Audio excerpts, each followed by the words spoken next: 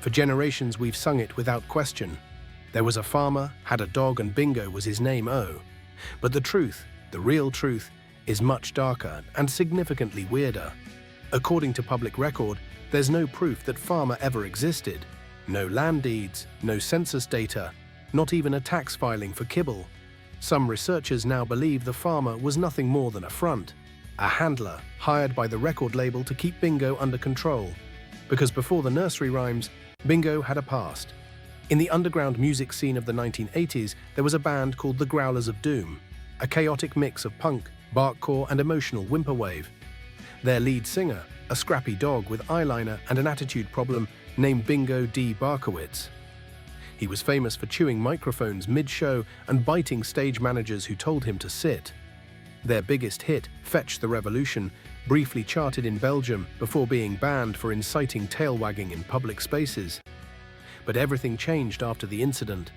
During their final concert, Bingo allegedly destroyed an entire drum set, growled a 19-minute monologue about existential obedience, and stormed off stage. No one saw him again, until months later when he reappeared. On a children's album. Gone were the spikes and snarl. Now he was smiling, clapping, and spelling his own name like a brand new corporate mascot. Bingo. The industry called it a rebrand. Historians call it the domestication. But how did a punk legend become a preschool anthem? Former label interns whisper about a secret training camp for misbehaving mascots, a remote facility somewhere in the Midwest where rebellious icons were rehabilitated. They say you could hear faint barking at night, spelling letters into the darkness. And listen, really listen, to the song. Every verse drops a letter, each one a memory erased. Bingo, by the end, nothing remains, a perfect pop formula. And a perfectly broken artist. Some claim the clapping wasn't joy, it was control, a rhythmic cue to keep the dog calm. Clap or he remembers, one insider warned. Of course, the record label denies everything. Their official statement reads, Bingo was happy, healthy, and legally owned by the farmer. But that farmer's signature, yeah, it's a paw print. After years of silence, sightings began. A shaggy figure wandering rest stops in Ohio. A muddy paw print left on a guitar case. A scratched message on a bathroom wall. Never trust the farmer. Conspiracy theorists claim he lives under an alias now.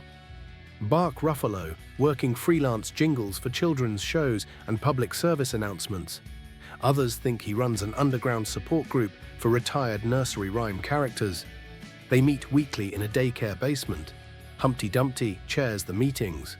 Mary's lamb still refuses to speak. And Bingo, he just sits quietly, staring at the wall, mouthing every missing letter. Somewhere deep down, he knows what we all do, that the simple songs we grew up with were never that simple. That behind every clap-along melody, there's a contract, a handler, and a cover-up. So next time you sing it, next time you spell it, remember what it costs to be marketable. Bingo may have been a good boy once, but good boys don't make history. And if you listen closely, under the cheerful clapping and farmyard laughter, you can still hear it, the faint sound of a growl, a warning, a reminder, that somewhere out there a dog named Bingo is still spelling out his truth, one missing letter at a time.